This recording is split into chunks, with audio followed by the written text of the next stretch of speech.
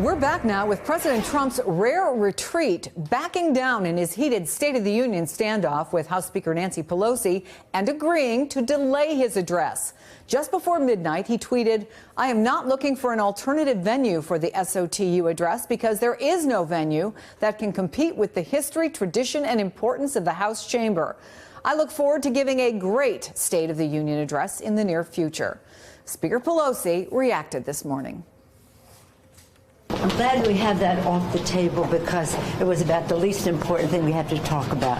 What we have to talk about is opening up government to recognize the pain and unfairness of this shutdown to America's working families. For Trump, it was a quick change of heart. Just yesterday, he dismissed Pelosi's request to delay the address, insisting he would give his speech, quote, on time, on schedule, and very importantly, on location. So why did Trump blink? Joining me live, PBS NewsHour White House correspondent Yamiche Alcindor. Hey, Yamiche. Well, the president's book, of course, is The Art of the Deal. The title of Nancy Pelosi's book is Know Your Power. So is that what we saw here, Pelosi power? Well, the president is really scrambling to try to figure out how to strategize against Nancy Pelosi. This is someone that is really proving to be someone that is blunt with the president, that has muscle. And the president is really coming to terms with the idea that a House controlled by Democrats with Nancy Pelosi at the helm is going to mean a lot of problems for him. Here you have a president who is even scrambling for a nickname for Nancy Pelosi. He was saying Crooked Hillary for Hillary Clinton and Lion Ted for Ted Cruz. But he says Nancy Pelosi, who I call Nancy. And that tells you that the president doesn't even know what the weakest part of Nancy Pelosi's persona and character is to try to attack that. You know, as I was watching all this unfold overnight, I thought there's an argument to be made that Democratic candidates for president should take note of how Nancy Pelosi deals with the president. He actually backed down, faced not just with a strong Speaker of the House, something that arguably Paul Ryan wasn't, but a woman. This is pretty extraordinary.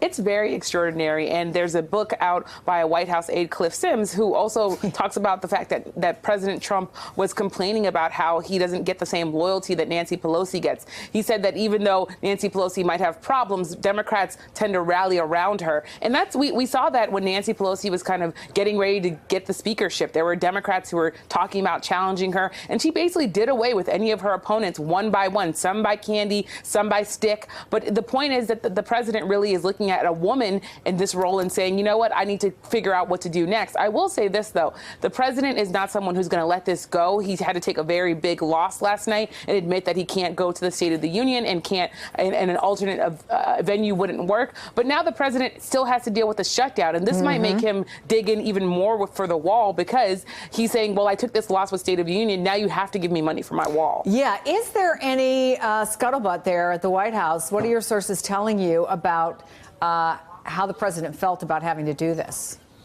I mean, it was frustrating. All yesterday, the president, or I should say White House aides, were telling me that there's a plan B, that we have other venues, that he's going to go on. I ran into the Vice President, Mike Pence, at the White House yesterday, and he said the president has a constitutional duty to deliver the State of the Union. So all of that felt like, okay, they're going to figure out something else. They're like, whatever, Nancy, we're going to go somewhere else. And then when the president said, actually, we don't have a plan B, that tells you that was very frustrating for the president. And now the White House is really trying to scramble to figure out a strategy to end the shutdown in the way that the president can come out looking like a winner. Vice President Pence is over at the Hill right now talking to senators. And part of the message he's going to be bringing, I imagine, is going to be hold the line. We need Republicans not to be giving in to Democrats, and we need money for the wall, because there are conservatives all over the country who are worried that the president might give away amnesty for a path towards citizenship to immigrants, but also that he might cave and just say, okay, forget the wall.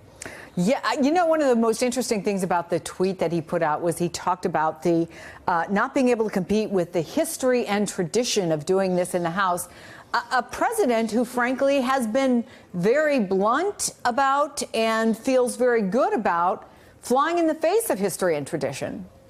he was also a president who was elected to shake Washington up, to say, you know what, there's too much swamp here. I'm going to drain the swamp. I'm going to come in with new ideals. But I think the reality of what the president was facing finally sunk in. If the president had gone outside of Washington, let's say to a border state, and had gotten a friendly crowd of people, supporters out to listen to him deliver the State of the Union, that wouldn't have felt like the State of the Union, because we've seen President Trump in those settings over and over again, and he's had so many political rallies that it just doesn't feel any different. So I think this is a part where the president's saying, you know what, history and tradition here actually does matter. I should note, of course, that there were presidents who have read the State of the Union. I can remember Franklin D. Roosevelt. He wasn't feeling well at one State of the Union and read his State of the Union over the radio from the White House. So there were options in front of the president. He just didn't want to take them. Hey, MSNBC fans, thanks for checking out our YouTube channel. Subscribe by clicking on that button down there and click on any of the videos